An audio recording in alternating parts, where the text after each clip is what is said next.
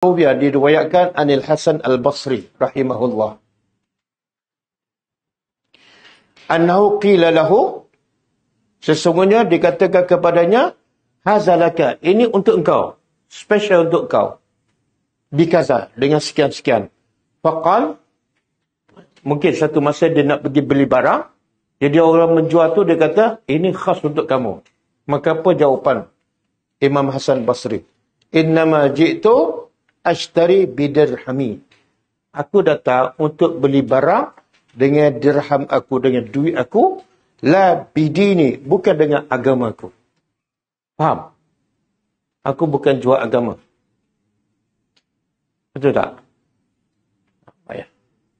Nak cari sekarang payah, yang betul-betul.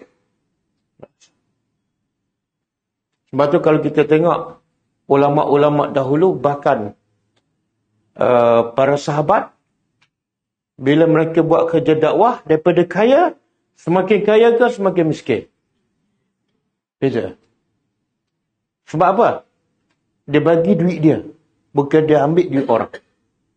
Tapi sekarang ramai tak yang buat kerja dakwah, daripada miskin jadi kaya. Sebab apa? Okey, kita balik pada